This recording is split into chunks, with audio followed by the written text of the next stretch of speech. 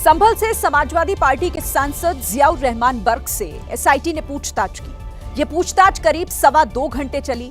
जांच टीम ने कहा है कि अगर दोबारा जरूरत पड़ी तो बर्क को एक बार फिर पूछताछ के लिए बुलाया जाएगा। सुबह 11 बजे से ही जियाउर रहमान बर्क वकीलों के साथ कोतवाली पहुंच गए।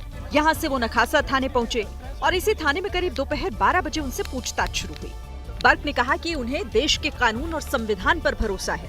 हम संविधान पर, कानून पर और इस देश के माननीय न्यायालय पर विश्वास रखते हैं और हमारी जिम्मेदारी बनती है कि कानूनी एक प्रक्रिया है, उसमें जो हमारी तरफ से सहयोग देना था वो हमने सहयोग दिया और जो मालूमात मिली थी मैंने उसका जवाब। बर्क से ये पूछताछ 24 नवंबर को संभल में हुई हिंसा मामले में की गई।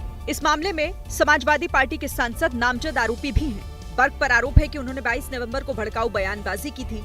पूछताछ के बाद बर्क सीधे कब्रिस्तान पहुंचे। यहां उन्होंने अपने दादा की कब्र पर फातिहा पढ़ा। इस बीच विवादित जामा मस्जिद का नाम बदलने की तैयारी शुरू हो गई है। एएसआई ने एक नया बोर्ड तैयार करवाया है जिसमें मस्जिद को जुमा मस्जिद लिखा गया। ये बोर्ड अभी सत्यव्रत पुलिस चौकी में रखा हुआ है। ऐसा इस वजह से किया जा रहा है क्योंकि दावा है कि एएसआई के दस्तावेजों में मस्जिद का नाम जुमा मस्जिद लिखा है, न कि शाही जामा मस्जिद।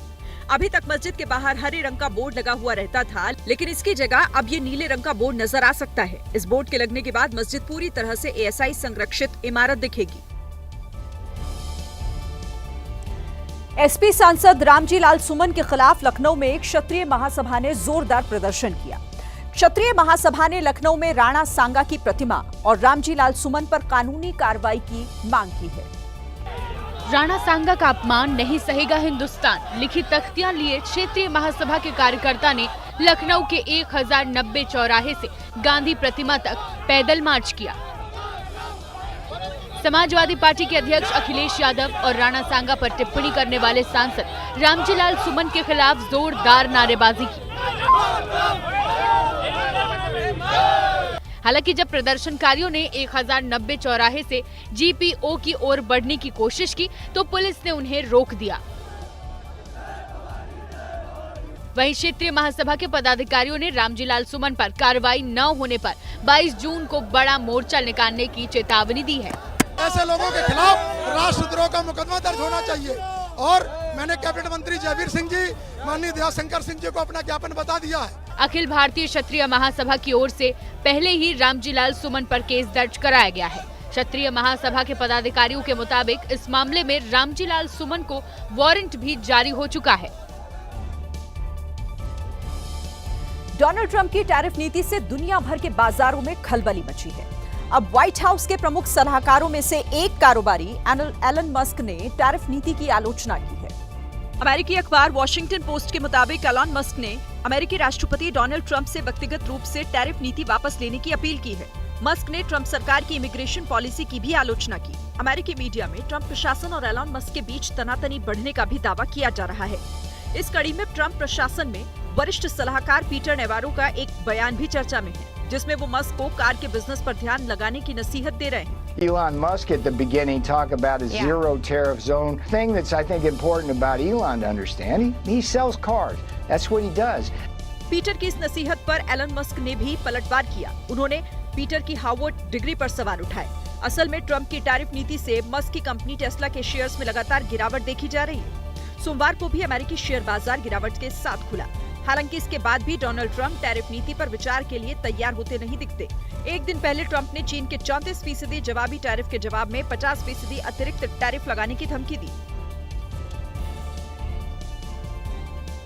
ट्रंप की टैरिफ नीति के चलते कल एशिया और यूरोप के कई देशों में हाहाकार मचा था।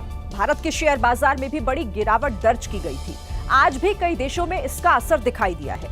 इंडोनेशिया का शेयर मार्केट खुलते ही करीब 9% गिर गया, जिसके चलते ट्रेडिंग सस्पेंड कर दी गई। लेकिन भारत के बाजार ने आज खुद को संभाल लिया। देखिए, बाजार खुलते ही सेंसेक्स ने 1600 अंकों की उड़ान भरी, जबकि निफ्टी भी हरे निशान के साथ खुला। आज निवेशकों को समझ आ गया कि ट्रेड वॉर का भारत पर बहुत ज्यादा असर नहीं पड़ेगा। इसके चलते बाजार में आज से ही रौनक नजर आने लगी। बंद होते वक्त बाजार हरे निशान पर ही रहा। सेंसेक्स 1000 से ज्यादा अंकों की बढ़त के साथ बंद हुआ, तो निफ्टी भी करीब 400 अंकों की बढ़त के साथ बंद हुआ। लोगों के मन में सवाल होगा कि आखिर एक दिन में ही शेयर बाजार इतना मजबूत कैसे हो गया। और इतनी जल्दी रिकवरी कैसे करने लगा? इससे जुड़ी हुई कुछ बातों को भी समझना जरूरी है, आपको बताते हैं। देखिए, पहली बात तो यह है कि एशियाई बाजारों में भी मजबूत रिकवरी देखी गई है। जापान और चीन का बाजार भी चढ़ा हुआ नजर आया। इसके चलते भारतीय शेयर बाजार को तगड़ा सपोर्ट मिला है। दूसरी बात यह है कि अमेरिका और चीन के बीच चल रहे तनाव को दूसरे देश खतरा नहीं मान रहे हैं। यानी जिस तरह का असर चीन और अमेरिका के बाजार पर पड़ेगा, वैसा दूसरे देशों पर नहीं पड़ेगा। और तीसरी बात यह है कि भारत की आर्थिक नींव काफी मजबूत है। ऐसा पहले भी देखा गया है कि किसी बड़ी घटना पर बाजार गिरता तो है, लेकिन कुछ ही वक्त में वो संभल भी जाता है। इस बीच आज सोने की कीमतों में फिर से गिरावट देखी गई। जानकार बता रहे हैं कि सोने का भाव अभी और भी गिर सकता है। अब नेपाल की बात करते हैं। देखिए, नेपाल में संवैधानिक राजशाही और हिंदू राष्ट्र की मांग जोर पकड़ रही है। काठमांडू के बल्खू में इस मांग को लेकर राष्ट्रीय प्रजातंत्र पार्टी ने विशाल रैली आयोजित की है। राजशाही के समर्थन में उतरी भीड़ से काठमांडू की सड़कें पट गईं। हर तरफ सिर्फ लोग ही लोग हैं। संवैधानिक राजतंत्र की मांग को लेकर नारेबाजी हो रही है। वहीं रैली में उमड़ी भीड़ को रोकने के लिए 2000 से ज्यादा पुलिसकर्मियों को तैनात किया गया। रैली का आयोजन करने वाली राष्ट्रीय प्रजातंत्र हिंदू राष्ट्र की मांग को लेकर नेपाल के हर जिले में समर्थन मिलने का दावा किया गया है। पिछले कई दिनों से नेपाल में लोकशाही सरकार और देश की सेक्युलर पहचान के खिलाफ ऐसे ही प्रदर्शन हो रहे हैं। इस बीच राष्ट्रीय प्रजातंत्र पार्टी के कई नेताओं के खिलाफ भी गुस्सा भड़क रहा है। 3 दिन पहले काठमांडू में आरपीपी नेताओं की रिहाई की मांग को लेकर बड़ा प्रदर्शन हुआ, जिसका दायरा बढ़ता जा रहा है।